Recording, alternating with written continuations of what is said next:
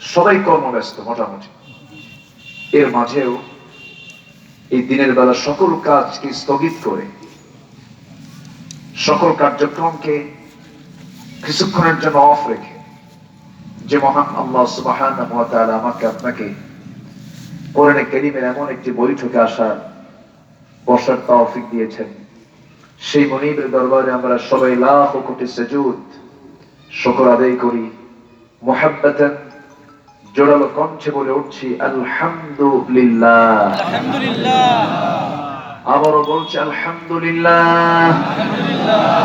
চিৎকার মেরে বলছি আল্লাহুম্মা ইন্নী আসআলুকা আল হুদা ওয়াত তুকা ওয়াল আফাফা ওয়াল গিনা।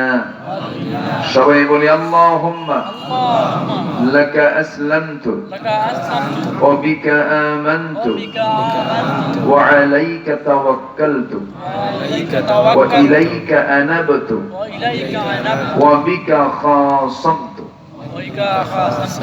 আমরা আল্লাহ তাআলা শুকর আদায় করে নিলাম। সম্মানিত হাজিরিন, আজকের মাহফিল যারা করছে, একটি ইসলামিক সোসাইটি, তারা সুন্দর একটি তারা আয়োজন করেছেন। মাহফিল রাতেও হবে না, মাহফিল রাতেও হবে। আমাকে রাতেই তারা চেয়েছিলেন, আমার সুযোগ না থাকার কারণে আপনাদেরকে একটু কষ্ট দিয়ে দিনে হাজির করছে আমার কারণে। তো যাই হোক, আমরা এই যে আলোচনাগুলো শুনি, আমার দেশে ওয়াজ মাহফিল গুলো হয়, আলোচকরা আলোচনা করেন, শ্রোতারা আমরা সবাই শুনছি। ওয়াজ মাহফিল আগের চেয়ে কমছে না বাড়ছে? বাড়ছেই তো মনে হয়। মসজিদ কমেছে না বেড়েছে? মাদ্রাসা, টুপি, দাড়ি সব বাড়ছে। হাফেজ হাফেজ আলেম বাড়ছে। সুদ ঘুষ বাড়ছে। কিছু বলতেছেন না? সুদ ঘুষ বাড়ছে, জেনা বাড়ছে, ব্যভিচার বাড়ছে, জুলুম বাড়ছে, অত্যাচার বাড়ছে, রাহাজানি বাড়ছে, ছিনতাই বাড়ছে, খুন বাড়ছে, ধর্ষণ সবই ঊর্ধ্বমুখী না? তাহলে মসজিদও বাড়লো, ওইদিকে সুদও বাড়লো, মাদ্রাসাও বাড়লো, জেনাও বাড়লো, দাড়িওয়ালা টুপিওয়ালা নামাজিও বাড়লো, ওইদিকে জুলুমও বাড়লো। তাহলে এত কিছু বাড়ার পরেও আবার ওগুলো কমে না কেন? এই বিষয়ে আমাদের একটু চিন্তা করার দরকার আছে না নাই? আছে। আজকে দিনের বেলা মাহফিল তো একটু আমার আলোচনার ধরনটা একটু ভিন্ন হবে।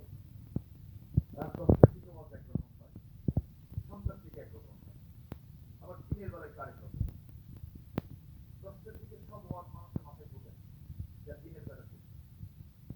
এই জন্য আমি একটু চিন্তা করতেছিলাম, আজকে একটু ভাবনা, এই যে ওয়াজ মাহফিল গুলো চলছে, মাহফিলও বাড়তেছে, একই গ্রামে ওই পরে 3টা, ওই পরে 2টা, ওই পরে 7টা মাস। আমি কি ভুল বলতেছি? চলছে কিন্তু আবার কিন্তু আগাম প্রকাশ তো কমতেছে না, জেনারেল বিচার তো কমতেছে না, এই আমল তো বাড়তেছে। বল আমলের পরিমাণটা আজকে সমাজে কম না বেশি? কেন হচ্ছে? এগুলো কেন মুক্ত হচ্ছে? বলতে আমার একটা কারণ, সেটা হলো এক কথাই বলে দিই, সময় যেহেতু গল্প, এক কথায় সেটা হচ্ছে মাছ মারতে গেছেন আপনি নদীতে,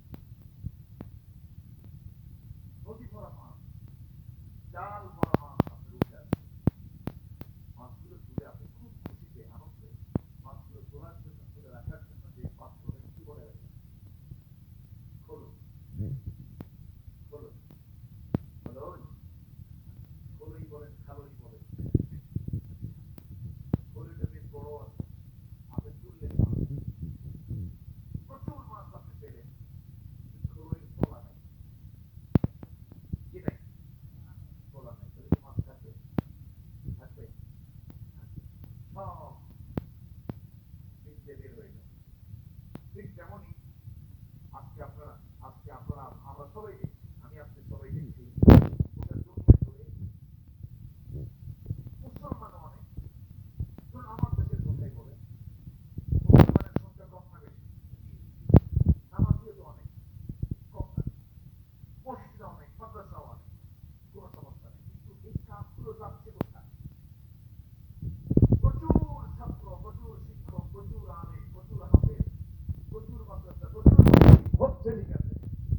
কিন্তু রাখতে পারছে না। কেন?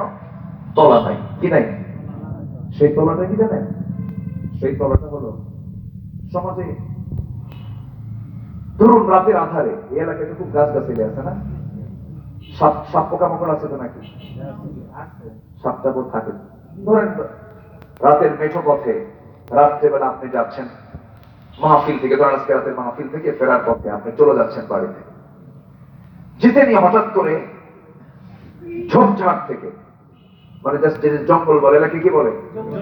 জঙ্গল, ঝোপঝাড়, ঝোপঝাড়ও বলে তো নাকি?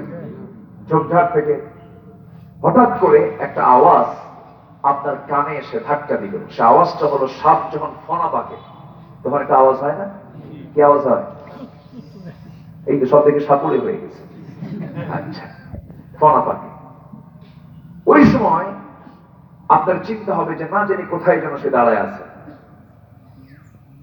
সাপ তো দিনে যা যা বুঝতে পারে রাতের বেলা তার চেয়ে বেশি বুঝতে পারে। অবুঝ প্রাণী রাতে কম দেখে না বেশি দেখে? শ্রীগাল আমার আপনার মুরগির ঘর যে আছে, অন্ধকার ছাড়া আমার আপনার দেখার কোন সুযোগ আছে? তো মিস্টার শ্রীগাল নাকি, শ্রীগাল কি 1000 পাওয়ারের টর্চ লাইট নিয়ে চলে? ওর কোন টর্চ লাইট লাগে? কোন ঘরে, কোন মুরগির ঘরে কোন মোরগটা সবচেয়ে তরুতাজা শ্রীগাল বুঝে কেমনে? ওর চোখে আল্লাহ তাআলা এমন একটা পাওয়ার দিয়েছেন, রাতে দিনে যা দেখে রাতে তার চেয়ে ডাবল দেখে। সাপ আপনাকে কামড় দিতে উদ্যত হবে, আপনি ভয় পাচ্ছেন। এই মুহূর্তে আপনি কি করবেন? তখন আপনি কি খুঁজবেন? লাঠি পেলেন, ঠিক আছে, কিন্তু অন্ধকার। লাঠিতে যদি অন্ধকারে যদি আপনি সাপকে মারতে যান, যদি ঘাড়ে না লেগে লেজে লাগে, বলেন বিপদ কি কমবে না আরো বাড়বে? বাড়বে। তাহলে কয়টা জিনিস দরকার? বলেন কয়টা জিনিস দরকার? একটা আলো আর একটা লাঠি। আমার ভাইয়েরা, যদি আপনি ঠিক মতো আলো মারতে পারেন এবং শক্ত লাঠি দিয়ে যদি জায়গা মতো যদি সাপের গ্রীবা দেশে যদি মারতে পারেন, সাপটা মরে যাবে, আপনি শত্রুমুক্ত হলেন, সাপের কামড় থেকে বাঁচলেন। শুধু লাঠি দিয়ে হবে না, লাইট লাগবে। আবার শুধু লাইট দিয়ে হবে না, লাঠিও লাগবে। আমার বন্ধুগণ, ঠিক তেমনই সমাজের ভিতরে আজকে সাপ রূপী কিছু পাপ আছে না তাই? এই সমস্ত পাপকে দমন করার জন্য শুধু ওয়াজ মাহফিল, শুধু মসজিদ মাদ্রাসা বানালেই শুধু চলবে না। সেই সাপ রূপী পাপকে দমন করার জন্য একটা আলোর তো দরকার। সে আলো তো কোরআন আছেই, কিন্তু সে আলোর পাশাপাশি একটা লাঠির প্রয়োজন। সেই লাঠির নাম হলো রাষ্ট্রীয় শক্তি। কথা কি বোঝা যায়? কিন্তু ওই দিকে তো আমাদের কোনো হেডেক নাই। চোর বাটপাররা ওগুলো দেখে। চৌর্যবৃত্তি যাদের মধ্যে আছে বেশি, সবাই বলবো না, দুষ্ট শ্রেণী কিছু আছে না নাই বলেন? আসতে বলবেন না, আছে না নাই? যাওয়ার সময় কোন দোকানের সামনে যদি বিড়ি খেতে দেখি, নামাজ পড়বো তার পিছনে? আসতে কম কেন? কেন কেন কেন বলবেন না? আমার ইমাম সব বিড়ি খাবে, এটা হয় নাকি? অসম্ভব ব্যাপার। আমি না হয় কাঁচা খাই, আমার ইমাম বিড়ি খাবে কেন? কি কথা কি বুঝতেছেন আপনি? আমার ইমামকে আমি বিড়ি খেতে দেবো না, আমি তার পেছনে একটা রাখবো। সম্মানিত ভাইয়েরা, একটি ইমামকে যেমন আমরা সম্পূর্ণ চরিত্রবান দেখতে চাই, কারণ তিনি আমার নামাজের নেতৃত্ব দিচ্ছেন, সমাজের যারা নেতৃত্ব দিচ্ছে তাদের চরিত্র দেখার দরকার আছে না নাই? আমরা দেখি? আসতে এখন কেন? আমরা দেখি।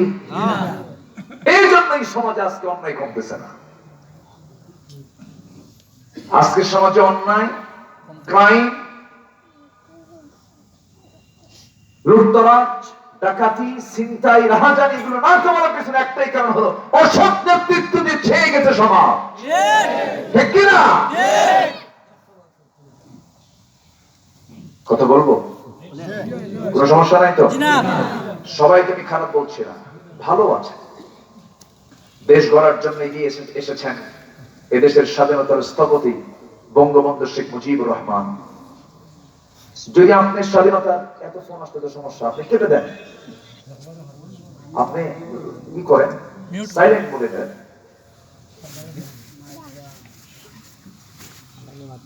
বঙ্গবন্ধু এদেশের জন্য যা করেছেন, স্বাধীনতার যদি একটা লাইন লিখতে হয়, এদেশের স্বাধীনতার ইতিহাসে যদি একটা লাইন লিখতে হয়, সেই লাইনে তার নাম আসবে কিনা বলেন? আসবে, আসতে হবে, তাছাড়া ইতিহাস হবে না। অবশ্যই আমরা তাকে সম্মান করি, শ্রদ্ধা করি, ভক্তি করি, কিন্তু আজকে যদি সেই সময়ের নেতৃত্বে যদি বলা হতো জাতি চলবে, সমাজ চলবে, জাতির চরিত্র তৈরি করতে হবে কোরআন দিয়ে, আজকে আমার এই দেশটা জান্নাতের টুকরা হয়ে যেত। ঠিক কিনা বলেন? এটা কার কথা? আল্লাহর। লাফাতাহনা আলাইহিম বারাকাতিন মিনাস সামাই ওয়াল আরদ। আমার ভাইয়েরা, আমার বন্ধুগণ, এই জন্য আমাদের কি যে কাজ করার জন্য এই দুনিয়াতে আল্লাহ পাক আমাকে পাঠিয়েছেন, সেই কাজই তো আমাকে আপনাকে করতে হবে। আল্লাহ সুন্দর করে বলছেন এক জায়গায়, যারা পারেন ঠোঁট মিলিয়ে বলুন, কুনতুম খায়রা উম্মাতিন উখরিজাত লিন-নাস তা'মুরুনা বিল মা'রুফি ওয়া তানহাউনা 'আনিল মুনকার। তোমরা শ্রেষ্ঠ জাতি, মানুষের কল্যাণের জন্য তোমাদেরকে দুনিয়াতে পাঠানো হয়েছে। তোমরা কি করবে? সৎ কাজের আদেশ দেবে, অসৎ কাজের বাধা দেবে। ঈমানদারের মধ্যে এই দুইটি কাজ না খুঁজে পাওয়া যাবে, তার ঈমান আনার কোনো দাম নাই। কেমন করে বললাম দেখেন, আমি কোরআন থেকেই বলছি। আরেক জায়গায় বলছেন, আল্লাহ তাআলা বলছেন, কি সুন্দর করে বলছেন, وَلْتَكُنْ مِنْكُمْ أُمَّةٌ يَدْعُونَ إِلَى الْخَيْرِ وَيَأْمُرُونَ بِالْمَعْرُوفِ وَيَنْهَوْنَ عَنِ الْمُنكَرِ। তোমাদের মধ্যে অবশ্যই এমন একটি দল থাকা দরকার, যারা কি করবে? সৎ কাজের আদেশ দেবে, অসৎ কাজের বাধা প্রদান করবে। আর আগের যে আয়াতটা বলেছি, সেই আয়াতের পরের অংশ হলো ওয়াতুমিনুনা বিল্লাহ। জোরে বলুন আল্লাহু আকবার। ঈমান তুমি আনবে, কিন্তু ঈমান আনার কথা আল্লাহ রাব্বুল আলামিন পরে বলছেন, তুমি আগে সৎ কাজের আদেশ দেওয়া শিখো, অসৎ কাজের বাধা প্রদান করা শিখো। আগে তুমি তাগুতকে পরিহার করে এরপর ঈমান আনো। তাগুত গ্রহণ করে ঈমান আনবা, সেই ঈমান এনে কোনো লাভ হবে না। আল্লাহ তাআলা আগে কাফের হতে বলেছেন। কি হতে বলেছেন? কাফের হতে বলবেন, হুজুর আপনি আবার কি অস্বীকার করলেন? কিসের কাফের? আমি কিসের কাফের হব? কি কি আমি কুফরি করব? কি কি আমি অস্বীকার করব? কোন জিনিসটাকে আমি অস্বীকার করব? আমার ভাইয়েরা, আল্লাহ তাআলা নিজেই বলছেন, তুমি আগে তাগুতের কাফের হয়ে যাও। তাগুতকে তুমি কুফর করো, তাগুতকে অস্বীকার করো। ফামান ইয়াকফুর বিত-তাগুতি ওয়া ইউমিন বিল্লাহি ফাকাদ ইসতামসাকা বিল-উরওয়াতিল ওয়ুসকা লা ফিসামা লাহা। জোরে বলুন আল্লাহু আকবার। যে ব্যক্তি তাগুতকে অস্বীকার করবে এবং ঈমান জানাবে, আল্লাহ তাআলা তাগুতকে আগে অস্বীকার করতে বলছেন। আমার দেশে তাগুতি গোষ্ঠী মনে হয় নাই, আস্তে কেন আছে না? নাই। তাগুত মানে আল্লাহর বিরুদ্ধে, নবীর বিরুদ্ধে যে সমস্ত আইনগুলো আছে, সেগুলোই হলো তাগুত। যে নিজে ইসলামকে মানে না, ইসলামী আইন কি মানে না, অন্য আইন মানতে বাধা দিয়ে দেয়, এমন গোষ্ঠী তো নাই? আসতে বলবেন না, আছে না? নাই। এই সমস্ত তাগুতকে যেন অস্বীকার করবে এবং যারা ঈমান আনবে, এটাই হলো মজবুত, এটাই হলো একমাত্র সঠিক ঈমান গ্রহণ করা। কিন্তু আপনি তাগুতের পথে আপনি চলবেন, রমজান মাসে ইবাদত করবেন, রোজা রাখবেন, শুক্রবারে জুমার নামাজ পড়বেন, টাকা সহজে যাবেন, এরকম করলাম আর আমি আল্লাহর গোলাম হয়ে গেলাম। পুরুষটাকে আদম আলাইহিস সালাম। আমাদের আব্বাকে আদম আলাইহিস সালাম। বলেন ডোনাল্ড ট্রাম্পের আব্বাকে কোন সন্দেহ আছে না? জো বাইডেনের আব্বাকে আদম আলাইহিস সালাম। সবার পিতা একজন। দামোদর দাস নরেন্দ্র মোদীর বাপকে আদম আলাইহিস সালাম। আদি পিতাকে ওরা তো আদমি আদমি করে, নেক আদমি সে দোস্তি করো, ভালো লোকের সঙ্গে মহব্বত করো। তো আদম আদম সবার বাপ, ভালো ছেলেরও বাপ, মন্দ ছেলেরও বাপ, সবার বাপ তিনি। সম্মানিত ভাইয়েরা, সে আদম আলাইহিসসালাম থেকে শুরু করে নিয়ে আমার নবী পর্যন্ত সকল নবীদের দাওয়াত কি ভিন্ন না এক? আসতে বলেন ভিন্ন না এক? এক। সবার দাওয়াত এক ছিল। আল্লাহ তাআলা আদমকে সৃষ্টি করেই বললেন, আদম তোমার তো একা ভালো লাগতেছে না, তোমার একটা সঙ্গী দিয়ে দিচ্ছি। এখনো যেমন যুবকদের ভাল লাগে না মহিলা স্কুলের সামনে যা বসে থাকে এটিমের মতো, এরকম কিছু আছে না? নেই আছে না? চুপ করে যা বসে থাকে। যখন একটা মেয়ে বের হয়ে যায়, ছাত্রীটা বের হচ্ছে, পিছন থেকে গিয়ে বলে, শোনো 3 দিন হলো খাই না। এরকম আছে না? নাই? এই টান, মানে পুরুষের দিকে নারীর টান, নারীর দিকে পুরুষের টান, এটা কে দিয়েছে? এই টান থাকার দরকার আছে না? নাই? আসতে কোন কেন? আছে না? নাই? কিন্তু এটা হতে হবে অবৈধ পথে না বৈধ পথে? কিন্তু স্কুলের সামনে যে বসে থাকে বৈধ না অবৈধ? অবৈধ। এটা করা যাবে না। মোবাইল পাইলে খেলে মিস কল মারে। কি মারে? মিস কল মারে। যখন বলা হয় মিস কল মারো কেন, হুজুর কোরআন শরীফে তো মিস কল আসছে, কোথায়? ফামাইয়া আমাল মিস কল। এই কথা কি বুঝতেছেন? আচ্ছা,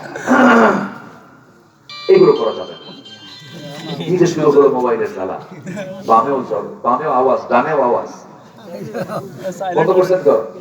আচ্ছা, একটু বন্ধ করে দেন। এটা খুব মুসিবত। আমি তো এটা অফ ছাড়া কোনো কাজ করা যায় না।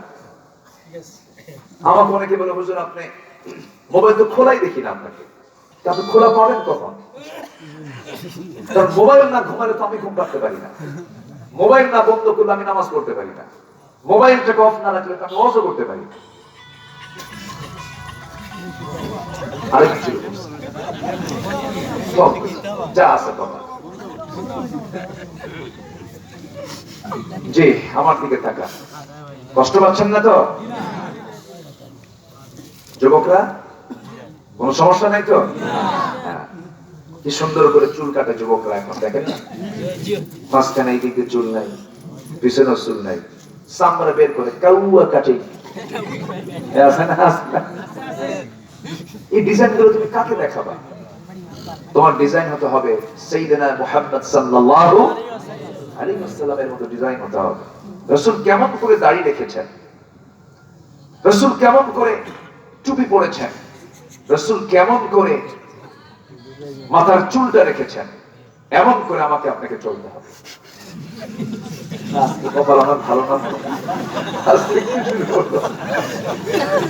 আমি তো মোবাইলের আওয়াজে আসতে আমার কাম সারা।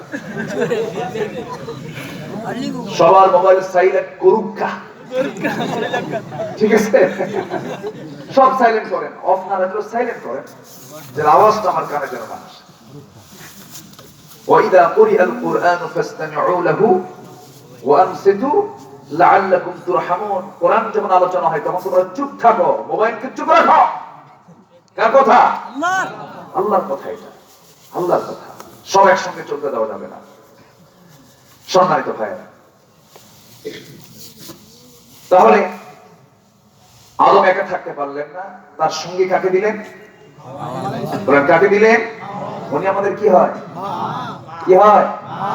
জন্মের দিক থেকে মা আগে না বাপ আগে? বলেন কে আগে?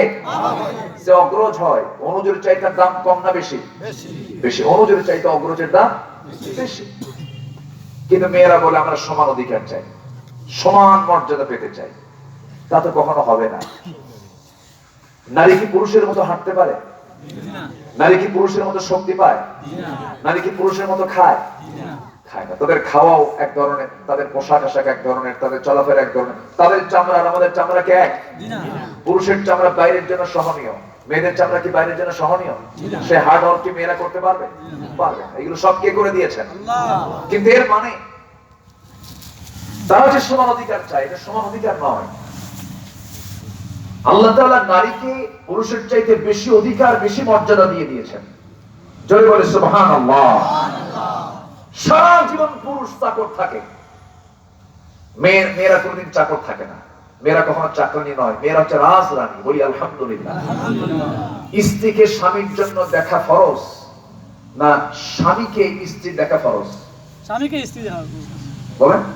স্বামীকে স্ত্রী দেখা ফরজ, স্ত্রীর দায়িত্ব পালন করা। স্বামী বউকে খাওয়াবে না বউ স্বামীকে খাওয়াবে? স্বামী বউকে খাওয়াবে। স্বামী বউকে খাওয়াবে। বউকে খাওয়াবে। সে ফরজ লঙ্ঘন করলো, সে জাহান্নামে যাবে। আসতে কর কেন? ঠিক কি না? বউকে দেখা, বউয়ের খরপোশ দেওয়া স্বামীর জন্য কি ফরজ।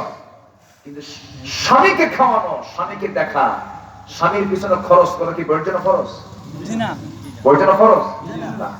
কোটি টাকার মালিকও যদি বউ হয়, সে যদি 1 টাকাও স্বামীকে না দেয়, কোনো গুনাহ হবে না, কোনো দায়িত্ব নাই, তার জন্য কোনো সমস্যা নাই। আমার মায়ের এখন খুব খুশি হচ্ছে, ভালো করে কম, আমার স্বামী বোঝে না। খালি আমার গলার চেনের দিকে চায়া থাকে, মানে একটা জমি কিনবে। কি কিনবে? জমি কিনতে নিয়ে 80,000 টাকা জমা হয়েছে আর 20,000 টাকা শর্ট হয়েছে। তো বইয়ের গলায় একটা সোনার চেন আছে, শুধু চায়ে থাকে। তুমি চেয়ে দেখি কি দেখো, কি হতে নিয়ে হচ্ছে না। একটু আটকে গেলাম, কি হয়েছে কি হয়েছে, সমস্যা শুনেই বই একটু দয়া হয়েছে, ঠিক আছে তুমি নাও। তো পরে দিবা তো অবশ্যই দেবো, জানো। চেনটা বিক্রি করে জমি কিনছে। তো বছর খানেক যাওয়ার পর বলতেছে, তোমার না সোনার চেনটা কিন্তু চিনে দেওয়ার কথা, তুমি নিছো। আচ্ছা তুই সোনার চেন পরে তুই দেখাবি কাকে? কি কথা কি বুঝতেছেন? তোমাকে দেখাবো। দেখো, মনের ভালোবাসা বড় ভালোবাসা। তোমাকে সেন্সারি আমার ভালো লাগতেছে, এখন তোমার সেনের দরকার নাই। কি কথা কি বুঝতেছেন? এরকম সেন্টলেসার স্বামী কিছু আছে না নাই? আমার মায়ের আজকে খুব খুশি হচ্ছে, হুজুর মনের কথাগুলো বলতেছেন আপনি। ইসলাম নারীকে এত দাম দিয়েছে, এরপরও মেয়েরা বলে আমাদের কোনো দাম নাই, কোনো মর্যাদা নেই। সম্পূর্ণ ভুল কথা। সবচেয়ে বেশি দাম আল্লাহ পাক মা জাতিকে দিয়েছেন। মা পায়ের নিচে রেখে দিয়েছেন জান্নাত। জোরে বলুন সুবহানাল্লাহ। আমার ভাইয়েরা, আমার বন্ধুগণ, সে আদম এবং হাওয়াকে দুনিয়াতে পাঠালেন। পাঠিয়ে দিয়ে জানিয়ে দিলেন, কি জানিয়ে দিলেন? কুলনা হাবিতু মিনহা জামিআন ফাইম্মা ইয়াতিয়ান্নাকুম মিন্নি হুদান ফামান তাবিআ হুদায়া ফালা খাউফুন আলাইহিম ওয়ালা হুম ইয়াহজানুন। আমার পক্ষ থেকে যদি কোনো হেদায়েতের কিতাব চলে যায়, সেই কিতাবের যারা ইত্তেবা করবে তাদের কোনো চিন্তা নাই, তাদের কোনো ভয় নাই। আমার ভাইয়েরা, সেই গতানুগতিক ভাবে আদম থেকে শুরু করে নিয়ে রাসূল পর্যন্ত যত কিতাব এসেছে, সাহিফা, আল্লাহ তাআলা যত কিতাব দিয়েছেন 104 খানা। এর মধ্যে শ্রেষ্ঠ 4 খানা হলো তাওরাত, ইনজিল, জাবুর এবং কোরআন। এর মাঝেও আরো কিতাব সমস্ত পয়গম্বরকে দিয়েছেন। আমার বন্ধুগণ, সেই গতানুগতিকতার ধারা পেয়ে আল্লাহ পাক কোরআনটা দিয়েছেন আমার রাসূলকে, কিয়ামত পর্যন্ত মানুষের জন্য ব্যালেন্স করে দিয়েছেন। এই কিতাবকে যারা মেনে চলবে, এই কিতাবকে যারা ফলো করবে, তাদের কোনো চিন্তা নাই, তাদের কোনো ভয় নাই। কার কথা? আল্লাহ। আসতে বলবেন না, কার কথা? আর সমস্ত পয়গম্বররা যে দাওয়াতটা দিয়েছেন, 2 দাওয়াত দিয়েছেন না 1 দাওয়াত দিয়েছেন? সব নবীর দাওয়াত 2 রকম না 1 রকম? আদম যে দাওয়াত দিয়েছেন, আমার নবীও সেই দাওয়াত দিয়েছেন, নূহ আলাইহিস সালাতু ওয়াস সালাম সেই দাওয়াত দিয়েছেন। নূহের কথা মনে হলে মাঝে মাঝে মনে হয় কি ধৈর্যশীল দায়ী তিনি ছিলেন। আহারে, নূহ আলাইহিস সালাতু ওয়াস সালাম তিনি দাওয়াত দিয়েছেন 900 বছর। কত বছর বলেন? 900 বছর। আমরা হায়াত পাইছি কত বছর জানি না, এখন কয়দিন বাঁচবো। গোল এভারেজে বলি 60 থেকে 70, না হয় 80, না হয় 100, এই তো। তার জন্য আমরা কত স্বপ্ন আমরা গড়ছি, কত প্ল্যান আমাদের, মেক প্ল্যান আমাদের। সম্মানিত ভাইয়েরা, আমি মাঝে মাঝে চিন্তা করি যে যারা 1000 বছর বাঁচতো আগে, ওরা যদি এই প্রেজেন্ট ওয়ার্ল্ডে আসতো, এই দুনিয়াতে যদি আসতো না, ওরা ঘর বাড়ি না বানায় বলতো খামাখা এই 60-70 বছরের জন্য বিল্ডিং করে লাভ কি, চলো গাছতলায় থাকি। কই থাকি বলে? গাছতলায় থাকি, টাইম টেনে পার হয়ে যাবে। 1000 বছর পর্যন্ত তারা বেঁচে ছিলেন। আর আমরা এই শর্ট লাইফে এসে আমাদের আধুনিকতা আরো কমছে না বাড়ছে? বিলাসিতা কমেছে না বেড়েছে? আরো বেড়েছে। ইমারতের দিকে চেয়ে থেকে কি করব আমরা? বড় বড় বিল্ডিং এর দিকে চেয়ে থেকে আমরা কি করব? ওই দিকে না তাকায়া আমরা কবরের দিকে তাকাই। বহু বিল্ডিং ওয়ালা কবরে শুয়ে আছে, আছে না নাই? দাপুটে অর্থমন্ত্রী সিলেটে আবুল মাল আব্দুল মুহিত, আল্লাহ তাআলা তাকে সুস্থ রাখুক, ভালো রাখুক। কি তার দাপট ছিল, কি তার বয়স! বুড়ো হয়ে গেছে, কোনো হোশ নাই। লুঙ্গি কোথায় আছে, কোথায় কোন দিকে কাপড় আছে, কোনো হোশ নাই।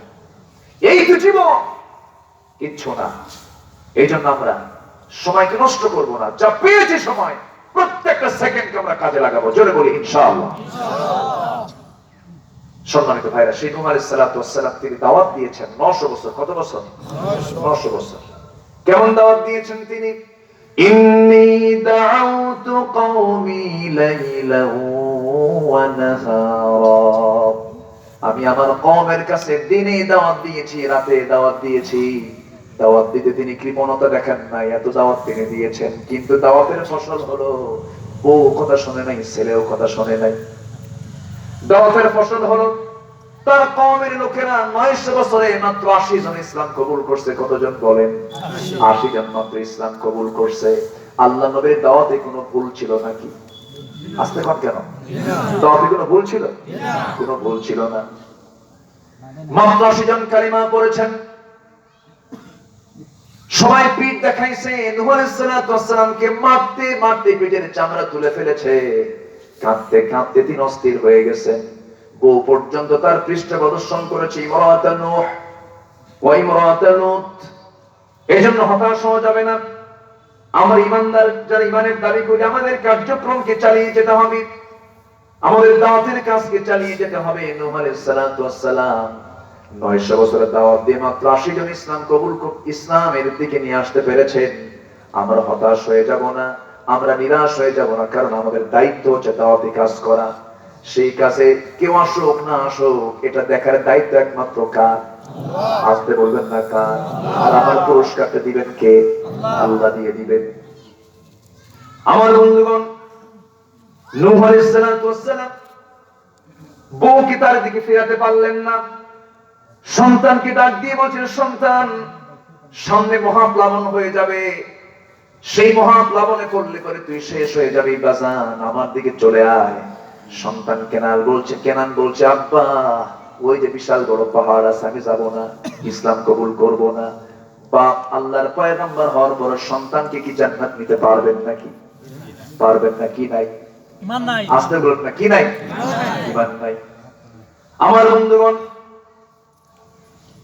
ইব্রাহিম আলাইহিস সালাতু ওয়াস সালাম এত বড় পয়গম্বর ছিলেন, এত বড় দামি নবী ছিলেন, কিন্তু নবী হওয়ার পরেও তার বাপের ঈমান নাই, তাকে জান্নাত তিনি নিতে পারবেন না। নূহ আলাইহিস সালাতু ওয়াস সালাম তার ছেলেকে জান্নাত নিতে পারবেন না। কেন পারবেন না? কি জন্য পারবেন না? মূল বিষয় হলো, যার ভিতরে ঈমান নাই তার জন্য কোনো সুপারিশ পর্যন্ত চলবে না। আমার ভাইরা, সেই জন্য আমরা দুনিয়া থেকে বিদায় যেহেতু নবী নেব, নবীর ছেলেও রেস্কিউ হচ্ছে না, নবীর বাপও নাজাত হচ্ছে না, নবীর চাচা হয়ে নাজাত হচ্ছে না। অতএব আমার আমল আমাকে অর্জন করতে হবে, আমার ইবাদত আমাকে মজবুত করতে হবে, আমার ঈমানকে আমার মজবুত করতে হবে। এই জন্য আল্লাহ সুন্দর করে ডাক দিয়ে বলছেন, সমস্ত পয়গম্বর একই ডাক দিয়েছেন, ওয়া'বুদুল্লাহ ওয়াজতানিবুত তাগুত। এখানে আল্লাহ তাআলা সূরা নিসা 36 নম্বর আয়াতে 4টি কাজের অর্ডার দিয়েছেন। 1 নম্বর হলো ইবাদত করো কার? আসতে বলবেন, ইবাদত করো কার? আল্লাহর ইবাদত করো। সমস্ত পয়গম্বর কি দাওয়াত দিয়েছেন?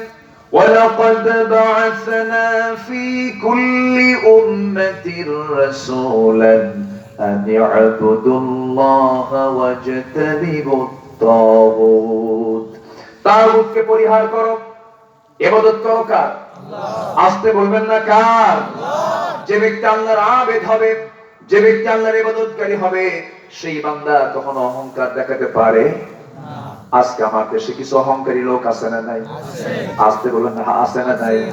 অহংকার মূলত কিসের হয়? টাকার অহংকার আছে না নাই? চেহারার অহংকার আছে না নাই? সম্পদের বড়াই আছে না নাই? ক্ষমতার অহংকার নাই? হ্যাঁ, চেহারার অহংকার আছে। এটা কম না আরো বেশি? আরো বেশি। ক্ষমতার মিস ইউজ দেখা, যেরকম ফেরাউন দেখেছিল। ফেরাউন দেখেছিল না? অথচ আবু বকর সিদ্দিক রাদিয়াল্লাহু আনহু বলেছিলেন, যেদিন খেলাফত পান সেই দিন তিনি কেঁদে কেঁদে বলছেন, ও আমার জাতির লোকেরা, আমার দেশের নাগরিকেরা, তোমাদের মধ্যে যে সবচেয়ে দুর্বল লোক সে আমার কাছে দারুণ শক্তিশালী, আর তোমাদের মধ্যে যে শক্তিশালী লোক সে আমার কাছে খুবই দুর্বল। কথার হিকমতটা দেখেন, জোরে কোন সুবহানাল্লাহ। কি সুন্দর করে তারা শাসন করেছেন, কি বড় পরহেজগার তারা ছিলেন। সেই সোনালী দিনগুলো আমরা ফিরে পাবো কিনা জানি না, তবে হ্যাঁ, কোরআনটা যদি সমাজে চালু হয়ে যায় সেই সোনালী অতীত আমরা আবার ফিরে পাবো, জোরে বলি ইনশাআল্লাহ। আমার ভাইয়েরা, আমার বন্ধুগণ, সাইয়েদনা আবু বকর এত বড় রাষ্ট্রপ্রধান থাকার পরও তিনি হিংসা মুক্ত ছিলেন, অহংকার মুক্ত ছিলেন। তার মধ্যে কোনো অহংকার কাজ করে নাই। দেখুন কত আল্লাহওয়ালা তিনি ছিলেন। তিনি একদিন দোকানদারি করছেন, খলিফাতুল মুসলিমিন থাকা অবস্থায় তিনি কাপড়ের দোকানদার। কিসের দোকানদার? কাপড়ের দোকানদার। কাপড়ের দোকানদারি করতে করতে হঠাৎ করে এক কাস্টমার এসে বলছে, খলিফাতুল মুসলিমিন আবু বকর, এই কাপড়টা তোমার কাছ থেকে কয়েক মাস আগে নিয়ে গেছিলাম, পছন্দ হয় নাই, কেন, কি হয়েছে? এই কাপড় আমি নেব না, তুমি ফেরত নিয়ে নাও। সাইয়েদনা আলী সেই কাপড়টা ফেরত নিয়ে তাকে টাকা দিয়ে দিলেন।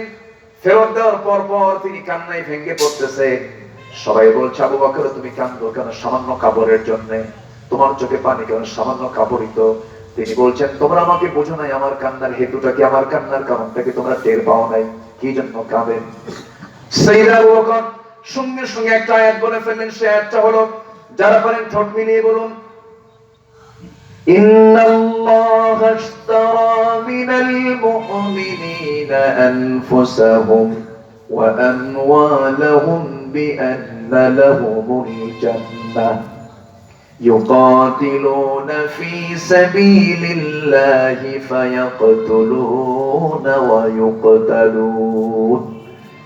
এই আয়াতটা শোনার সঙ্গে সঙ্গে উপস্থিত তার বন্ধু বান্ধব বলতেছে, আবু বকর এই আয়াত তোমাদের জন্য আনন্দের সংবাদ দিয়ে দেয়, কারণ আমরা জান্নাত আল্লাহকে দেব, আল্লাহ পাক আমাকে জান্নাত দিয়ে দিবেন, এটা তো আনন্দের আয়াত। তিনি বলছেন, আনন্দের আয়াত বটে, কিন্তু এই কাস্টমার আমাকে আজকে চিন্তায় ফেলে দিয়েছে। কেন, কি চিন্তায় ফেলে দিয়েছে? এই কাস্টমার আজকে আমার কাছ থেকে টাকাটা ফেরত নিয়ে চলে গেছে, আর পণ্যটা আমাকে, কাপড়টা আমাকে দিয়ে গেছে, কিন্তু আমি ভিতরে একটা চিন্তাই পড়ে গেছে। কি চিন্তা?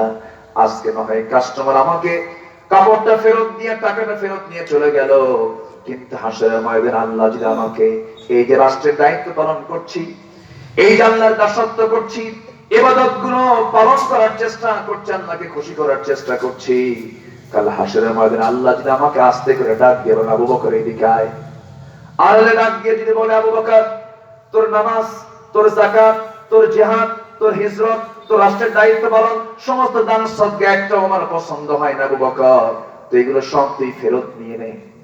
আল্লাহ যদি সেদিন আমাকে সমস্ত আমলনামাগুলো ফেরত দিয়ে দেন, আমি কোথায় যাব? আমি কোথায় যাব? আমার তো কোনো উপায় থাকবে না।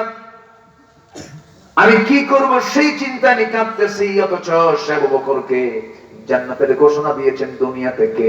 আল্লাহ। আসতে বলবেন না, কে দিয়েছেন? আল্লাহ দিয়েছেন। ওমর ফারুক এমন একজন শাসক ছিলেন, সাইয়েদনা ওমর ফারুক রাদিয়াল্লাহু তাআলা আনহু যখন অর্ধ দুনিয়ার শাসনকর্তা, 50টা রাষ্ট্র তিনি চালান, 50টা রাষ্ট্র তার অধীনে। সেই সময় তিনি একদিন তার বাড়ি ড্রিঙ্কিং ওয়াটার, পানির জন্য তিনি করলেন কি, কূপ থেকে তিনি কলসি করে পানি আনতেছিলেন। পানি আনতে নিয়ে যখন সেই কলসিটা মাথায় নিচ্ছিলেন, মাথায় নিয়ে যখন আসতেছিলেন, এমন সময় সামনে একজন মুসলিম তাকে সালাম দিয়ে দাঁড় করায় বলছে, আমিরুল মুমিনিন কিছু প্রশ্ন ছিল, কিছু জিজ্ঞাসা ছিল, বলো কি জিজ্ঞাসা করবে তুমি বলো। এই কথা বলার সঙ্গে সঙ্গে প্রশ্নকারী বলতেছে, আপনি মাথায় কলস নিয়েছেন, কলসি নিয়েছেন, এমন এই অবস্থায় কেমন করে আপনাকে কথা বলে আপনি কলসিটা নিচে নামান, মাটিতে রেখে। এই প্রশ্নকারী বলতেছে, আপনার তো কষ্ট বেশি হবে, কারণ মাথায় তো আরো কষ্ট কম হতো। তিনি বললেন, কি বলবে তাড়াতাড়ি বলো। মাটিতে রাখা যাবে না। কেন রাখা যাবে না? সঙ্গে সঙ্গে তিনি বললেন, ও প্রশ্নকারী, এই কলসটার তলা হলো ভিজা আর এই মাটিটা হলো শুকনা। এই জমিনটা আমার নয়, এই জমিনের মালিক অন্যজন। আমি যদি এই কলসটা যদি এই জমিনে রেখে দেই, জমিনের মাটিটা এই কলসির তলায় লেগে যাবে, আর এই মাটির এই অংশটুকু মাটি যদি আমি নিয়ে চলে যাই, কিয়ামতের দিন এই জমি হলো আমার বিরুদ্ধে মামলা দেবে। আল্লাহু আকবার বলবেন না? ইবাদত কার? ইবাদত কি সস্তা? না। আমার বন্ধুগণ, শুধু নামাজকে আমরা ইবাদত মনে করি, সম্পূর্ণ ভুল চিন্তা। শুধু আমরা রোজাকে ইবাদত মনে করি, সম্পূর্ণ ভুল চিন্তা। শুধু দান সদকাকে আমরা ইবাদত মনে করি, বাকি কাজগুলো ইবাদত নয় এরকম মনে করি। আমার দেশে ডাবল স্ট্যান্ডার্ড কিছু লোক আছে না নাই? সকালবেলা ফেসবুকে কোরআন তেলাওয়াত দিয়ে পোস্ট করে, সন্ধ্যাবেলায় হিন্দি গান বাজায়। আছে না? আছে না নাই? আমার দেশের এক অভিনেত্রী মাসখানেক আগে মক্কা মদিনায় চলে গেলেন উমরা করার জন্য। মসজিদে নববীর সামনে লাইভ শোতে এসে বলতেছে, প্রিয় দেশবাসী, সবাইকে সালাম জানাচ্ছি, আমার জন্য দোয়া করবেন। আমি উমরার কাছে চলে এসেছি, উমরা যেন সঠিকভাবে পালন করতে পারি। আমি ষড়যন্ত্রের শিকার, আপনারা আমাকে সবাই ভালোবাসেন। দেখছেন? এরকম দোয়া চেয়ে শেষে বলতেছে, সবাই আমার জন্য দোয়া করবেন, আমি যেন উমরা শেষে দেশে ফিরে সিনেমার বাকি কাজটা সম্পূর্ণ করতে পারি। কি কথা কি বুঝতে পারলাম? দেখছি। এই হলো আমাদের ইবাদতের দশা। কি সুন্দর 5 ওয়াক্ত নামাজ পড়ে পড়ে কপালটা কালো বানায় ফেলেছে। কপালে সিমাহুম ফি বুজুহিম মিন আসারিস সুজুদ, কপালে সিজদার চিহ্ন, পায়ে সিজদার, পায়ে নামাজের চিহ্ন, সব জায়গায় নামাজের চিহ্ন ঠিক আছে, হাতে তাসবিহও ঠিক আছে, মুখে দাড়িও ঠিক আছে, মাশাআল্লাহ 5 ওয়াক্ত নামাজও পড়েন, আবার সুদও খান টাটকা টাটকা। এরকম আছে না নাই? বড় লাখে তো কোনো সুদখোর নাই। দয়া করে এই সময় যেন কেউ ওঠেন না, উঠলেই ভাববো ওটাই সুদ খায়। খুব সাবধানে থাকেন। কষ্ট পাচ্ছেন? আমার ওয়াজের মধ্যে একটু রসকস কম, আমি কথা বলে দিই যা আছে কপালে, ঠিক আছে না? সুদ খাবেন, জেনা করবেন, আকাম কুকাম করবেন, নামাজ পড়বেন, রোজা রাখবেন, সবই করবেন আপনি। এটা ইবাদত নয়, এটা প্রতারণা, আল্লাহর আইনকে লঙ্ঘন করা। ঠিক কি না? যে কোনো একটা লাইনে থাকতে হবে। সব মানবেন আপনি, তা হবে না। সব যারা মানবে তারা মুনাফিক। তারা কি? মুনাফিক। নামাজি যদি শুধু জান্নাতের গ্যারান্টি হয়ে যেত, শুধু নামাজ পড়লেই জান্নাত পেয়ে যাব এমনটা যদি হয়ে যেত, আব্দুল্লাহ বিন উবাই বিন সুলুল জান্নাতের মেহমান হয়ে যেত। মুনাফিকরা নামাজ পড়ে না? মুনাফিকরা নামাজ পড়ে না? ওরা শেষ কাতারে পড়ে না প্রথম কাতারে পড়ে? হ্যাঁ, এই তো আগে যায়। ওরা নামাজ পড়ে। মুনাফিকদের নামাজ মিস নাই, মুনাফিকদের চোখের পানি মিস নাই, অভিনয় মিস নাই। খুব সুন্দর করে কান্নাকাটি করে নামাজ পড়ে। আমার বন্ধুগণ, সূরা তওবা যারা একটু কোরআন নিয়মিত পড়ার চেষ্টা করেন সবাই কম বেশি জানেন। সূরা তওবার মধ্যে 3 জন সাহাবীর ব্যাপারে কথা আসছে। তাবুক অভিযানে আমার নবীজি সব সাহাবীকে নিয়ে যখন মদিনা থেকে বের হলেন, সবাই গিয়েছেন আমার নবীর সঙ্গে। সেই অভিযানের সময় রাসূল বললেন, যার যা কিছু আছে সব ইসলামের জন্য কারা কারা দান করবে বলো। সবাই সম্পত্তিকে অর্ধেক করছেন, কেউ 3 ভাগের 1 ভাগ করছেন, কেউ 4 ভাগের 1 ভাগ করছেন। বিশাল সম্পদ খরচ করতেছেন। আব্দুর রহমান ইবনে আউফ তিনি 2 বস্তা সোনা দিলেন। কয় বস্তা? 2 বস্তা সোনার বস্তা দিয়ে দিলেন।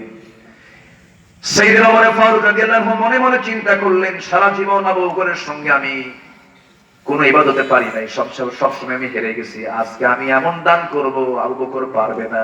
তিনি করলেন কি, সমস্ত সম্পত্তিটাকে তিনি 2 ভাগ করে অর্ধেক তিনি দান করলেন তাবুকের অভিযানে। আর মনে মনে বুক উঁচু করে আসেন, আবু বকর আজকে তোরে হারাইয়া দেব। কথা বলছেন? চুপ করে তিনি আসেন। সবার দান করা শেষ হয়ে গেছে। আমার নবীজি বলছেন, আমার আবু বকর কোথায় গেল? আমার আবু বকর তো আসে না, আমার আবু বকর কি দান করবে আমি একটু দেখতে চাই। কিছুক্ষণ পর আবু বকর সিদ্দিক রাদিয়াল্লাহু আনহু তিনি টানটোপলা যা আছে সব নিয়ে চলে আসছেন। রাসূল বলেন, আবু বকর তোমার দানের অপেক্ষায় আমি আছি, সবাই তো দান করা শেষ করেছে, তুমি কি দিলা বলো? হুজুর বাড়িতে কিচ্ছু নাই, বাড়িতে রেখে এসেছি শুধু আল্লাহকে আর রাসূলকে, সব আমি আল্লাহর পথে দান করে দিলাম। ওমরে ফারুক বলেন, ভাবছিলাম আজকে একটু ফার্স্ট হবো আমি, শুধু তো সবই দিয়ে দিচ্ছি। যেরকম সুবহানাল্লাহ, যেরকম সুবহানাল্লাহ। তাবুক অভিযানে রওনা দিলেন। 30,000 সৈন্য, কত হাজার? 30,000 সৈন্য নিয়ে সাহাবী নিয়ে রাসূল রওনা দিয়েছেন। কিন্তু 3 জন সাহাবী গড়িমসি করলেন, একটু ঢিলামি করলেন। এলাকায় কি বলে? ঢিলামি বলে তো নাকি? ঢিলামি, অলসতা, আর কি কয়? কম আলসি, আলসি, দুর্বলতা, এরকম একটু গড়িমসি করলেন, ঢিলামি করলেন। যেতে নিয়ে বিলম্ব করেন, এই যে যাবো আমি, এই যে বাগানটা আছে, একটু খেজুর বাগানটা দেখে নেই, এই যে যাবো আমি, এই কাজটা করে নেই। এই করতে করতে করতে করতে সব সাহাবী চলে গেছে, 3 জন বাদ পড়ে গেছেন, 3 জন যান নাই। তাবুক অভিযান থেকে ফিরে আসার পথে আমার নবী মদিনায় যখন পৌঁছে গেলেন, এই 3 জন তার ইচ্ছা করলে পরে ফাঁকি দিয়ে রাসূলকে বোঝাতে পারতেন, কিন্তু 3 জনের একজন কাব বিন মালিক এসে রাসূলকে বলছেন, ইয়া রাসূলুল্লাহ, যুদ্ধে আমরা যাই নাই, অভিযানে আমরা যেতে পারতাম কিন্তু যাই নাই, গড়িমসি করেছি, ভুল করেছি, হুজুর আপনি এখন কি করবেন বলেন? রাসূল সঙ্গে সঙ্গে খুব মনক্ষুণ্ণ হলেন, সাহাবায়ে কেরামকে জানিয়ে দিলেন, মসজিদে নববীতে শোনো, এই 3 জন কাব বিন মালিক, হিলাল বিন উমাইয়া, মুরারা বিন রাবিআ, এই 3 জনের সঙ্গে আমাদের সকল প্রকার সাক্ষাৎ, সালাম কালাম সব বন্ধ। নামাজ ছিল না? আসতে কোন কেন? নামাজ ছিল না? রোজা ছিল না? দান সদকা ছিল না? শিথিলতা দেখিয়েছে কিয়ামতের দিনকে, শিথিলতা দেখিয়েছে আল্লাহর পথে জিহাদকে। মুনাফিক এক জায়গায় দুর্বলতা দেখায়, সেটা হলো মাঠে ময়দানে মুনাফিক থাকে না, ঠিক কি না? নামাজে থাকবে। কষ্ট হচ্ছে আপনাদের? আমার ভাইয়েরা, এই 3 জনের ব্যাপারে রাসূল শক্ত ভূমিকা পালন করলেন। এই 3 জনকে নিয়ে কোনো কথা বলবা না, সালাম দিল সালামের জবাব দিবা না। আমার নবী কঠোর সিদ্ধান্ত নিয়ে নিলেন। কাব বিন মালিক রাদিয়াল্লাহু তাআলা থেকে বর্ণিত এই হাদিসটা বুখারী শরীফের লম্বা হাদিস। এই কাব বিন মালিক যখন এই কানে যখন এই কথা চলে আসলো, তিনি সোজা বাড়ির দিকে রওনা দিলেন।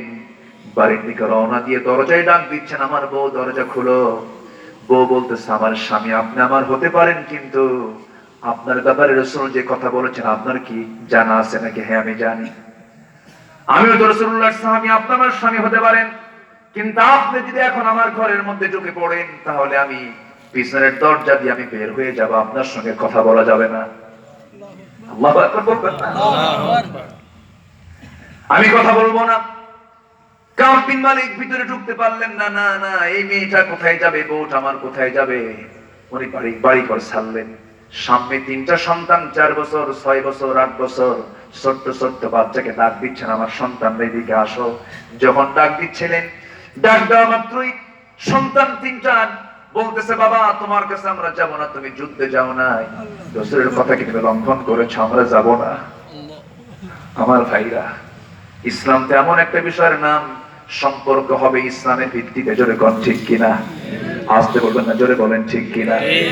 রাসূল আপনার সঙ্গে সালাম দিতে মানা করেছেন, সাক্ষাৎ করতে মানা করেছেন, আমরা আপনার সন্তান সাক্ষাৎ করব না।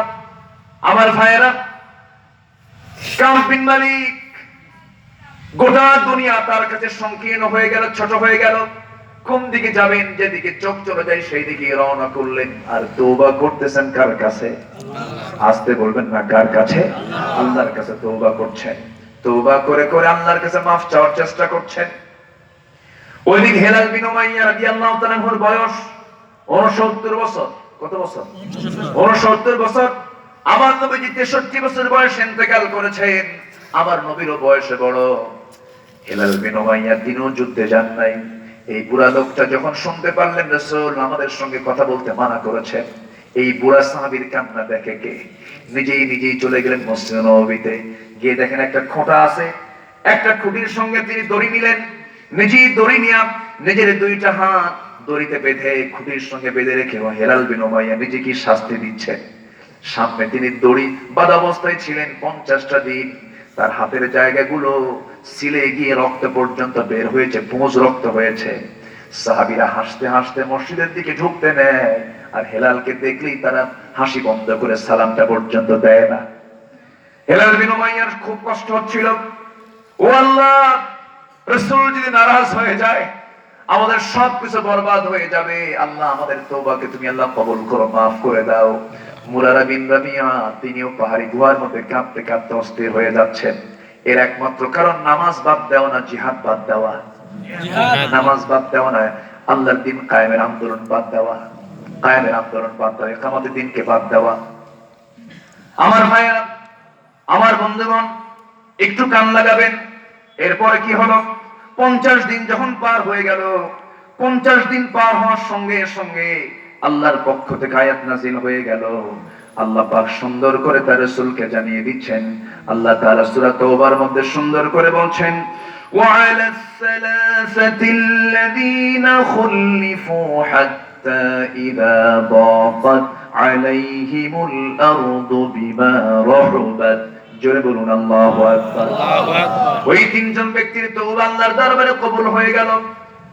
কবুল হওয়ার সঙ্গে সঙ্গে আমার নবীর আনন্দ দেখে কে? আমার নবী আনন্দে আত্মহারা হয়ে সাহাবায়ে কেরামকে ডাক দিয়ে বলেন, সাহাবীরা, আমি রাসূল তিনজনকে maaf করি নাই, কিন্তু আল্লাহ আমার 3 সাহাবীকে maaf করে দিয়েছেন। জোরে বলুন সুবহানাল্লাহ। ভুল করলেও তওবার রাস্তা আছে না নাই? ভুল করেছি, তওবা করব, maaf করবেন কে? আল্লাহ। তওবা কি মরার পরে না মরার আগে? আগে। মরার আগে না এখনই? এখনই। এখনই। إذا أصبحت فلا تنتظر المساء وإذا أمسيت فلا تنتظر الصباح। সকাল যখন পাবে সন্ধ্যার অপেক্ষা করবে না, সন্ধ্যা যখন পাবে সকালের অপেক্ষা করবে না। যখন সুযোগ পাবে maaf চেয়ে নেবে, চোখের পানি ফেলে আল্লাহ তোমাকে maaf করে দিবে। আমার ভাইরা, এই জন্য ইবাদতটাকে আমরা অনেকেই বুঝি না। আল্লাহ তাআলা সুন্দর করে 3টা কাজের 1 নাম্বার কাজ বলছেন, وَاعْبُدُوا اللَّهَ وَلَا تُشْرِكُوا بِهِ شَيْئًا। ইবাদত আল্লাহর করো, ওয়ালা তুশরিকু বিহি শাইআন, এবং আল্লাহর সঙ্গে কাউকে শরীক স্থাপন করা যাবে না। শরীক স্থাপন করা যাবে না। শিরকের ব্যাপারে আল্লাহর শক্ত কথা, আল্লাহর শক্ত বক্তব্য 6টা। কয়টা? 6টা শক্ত বক্তব্য আছে। লম্বা কথা তো শুনবেন? আগ্রহ আছে আপনাদের? আগ্রহ আছে? এতক্ষণ তো ইবাদত নিয়ে বললাম, এখন শিরক নিয়ে একটু বলি। 3টা কাজ এখানে আমরা আজকে শিখে যাব। কয়টা কাজ শিখে যাব? যদি 4টা কাজের অর্ডার আসছে, আমরা 3টা দেখে শেষ করতে পারি কিনা। আমি তো প্রথমে ভাবছিলাম যে লোকজন কই, কিন্তু আপনারা যে এরকম চালাক তা তো বুঝি নাই। শেষে তো ঠিকই হাজির হয়ে গেছে। বলি আলহামদুলিল্লাহ। ইনি আমার খুব পুরাতন মানুষ, বুঝলেন? এনাকে চিনেন তো সবাই নাকি? আলহামদুলিল্লাহ বলেন। খুব ভালো মানুষ। যে আগে তো চুল কিছু কাঁচা ছিল, এখন একদম পুরা লাল হয়ে গেছে, লাল বুড়া, তাই না? চুল পাকলে মর্যাদা কমে না বাড়ে? বলেন কমে না বাড়ে? আল্লাহ তুমি তার মর্যাদা বাড়ায় দাও। জোরে বলি আমিন। মুসা আলাইহিস সালাম একদিন বলতেছে, আল্লাহ আমি তো বুড়া হয়ে গেলাম, কেন, কি হয়েছে? চোখে কম দেখি, চোখে কম দেখি। এরপরে দাঁত পড়ে গেছে। আরেকটা হলো কি? চোখে কম দেখা, দাঁত পড়ে যাওয়া, আর কি ইস্তাআলা রাস, কি চুল সাদা হয়ে যাওয়া। এটা বুড়ার লক্ষণ। এটা কিসের লক্ষণ?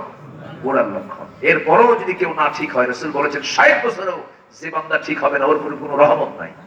আমরা ভালো হয়ে যাব। জোরে বলি ইনশাআল্লাহ। জোরে বলি ইনশাআল্লাহ। আল্লাহ তোমার ভাইকে কবুল করো, আমিন। সকল প্রকার ষড়যন্ত্র থেকে হেফাজত করো, আমিন। জোরে বলি আমিন। আজকে তো খারাপ লোকগুলো বাইরে থাকে, আর ভালো লোকগুলো ইনসাইডে থাকে, তাই না? ভালো লোকগুলো ইনসাইডে থাকে, ভিতরে থাকে, আর খারাপ লোকগুলো রাস্তায় ঘুরে বেড়ায়। তবে হ্যাঁ, দিন আসবে, হয়তো কারোর জন্য এখন পৌষ মাস যাচ্ছে, তাদের জন্য একদিন সর্বনাশ হবে। ঠিক। আসতে কান কেন? জোরে বলুন ঠিক কিনা? একটা পরিবেশ আসবে। জোরে বলি ইনশাআল্লাহ। জোরে বলি ইনশাআল্লাহ। কষ্ট পাচ্ছেন না তো আপনারা? শিরক সম্পর্কে আল্লাহর সোজা বক্তব্য হলো যে শিরক করবে তার জন্য জান্নাত হারাম। জান্নাত কি? হারাম। হারাম।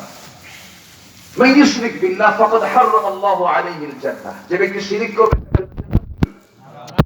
জান্নাতে ঢুকতি, জান্নাত বাজেয়াপ্ত তার জন্য, জান্নাত হবেই না তার জন্য।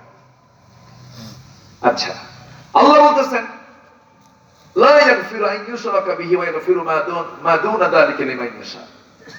তুমি যদি শিরক করো সব গুনাহ মাফ হবে, আমি শিরকের গুনাহ মাফ করব না। কার কথা?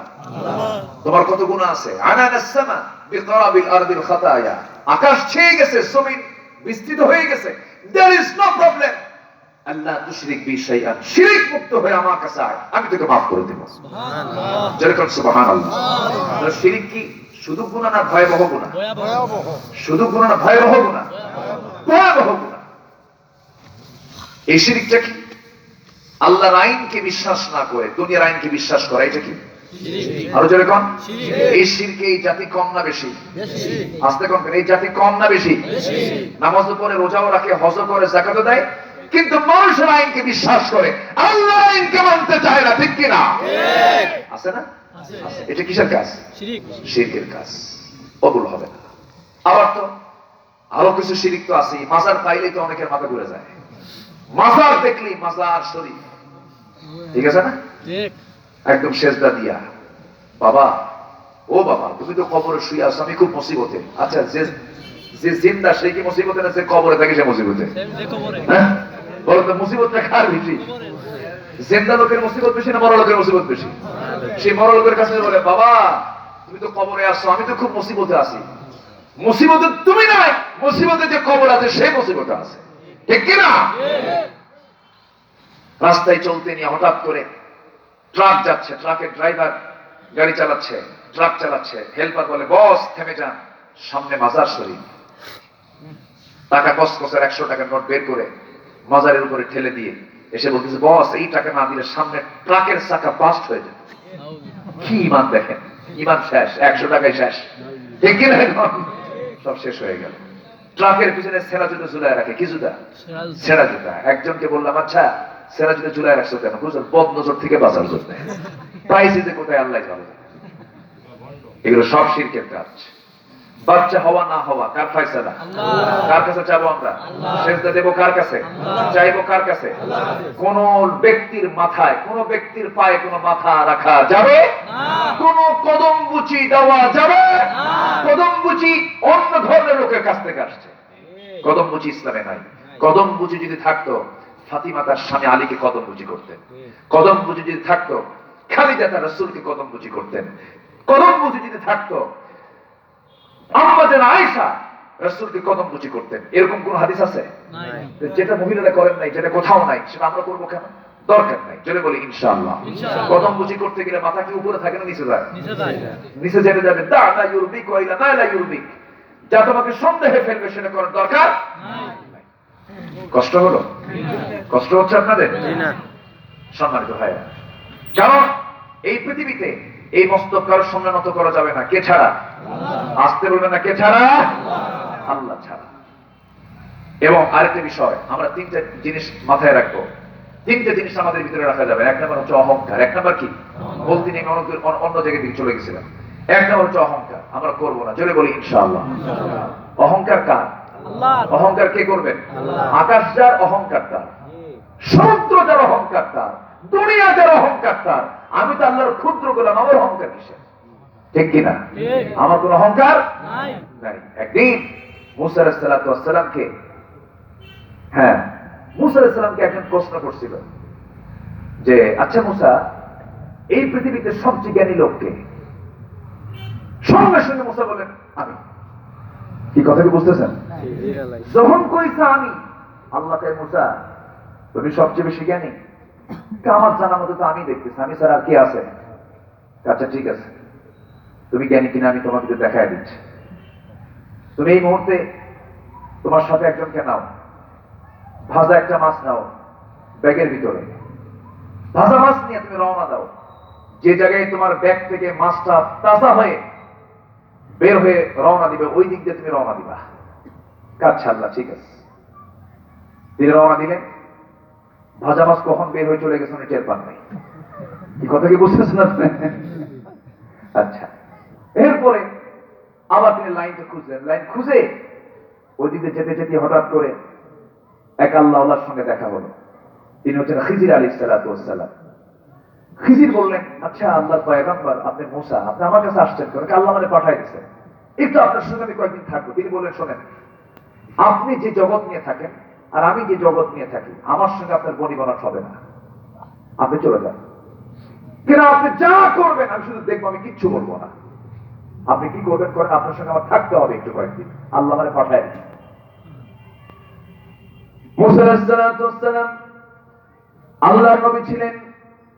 খিজির আলাইহিস সালাতু ওয়াস সালাম তাকে সঙ্গে করে নিয়ে রওনা দিলেন সামনের দিকে চলতে নিয়ে। হঠাৎ করে সামনে একটা বিশাল বড় নদী নদী, সে নদীটা পার হতে হবে। দেখলেন একটা নৌকা, নৌকার মাঝিও আছে। নৌকার মাঝিকে বললেন, শোন, আমরা দুজন পার হব, পার করে দেবে নাকি? হ্যাঁ, পার করে দেব।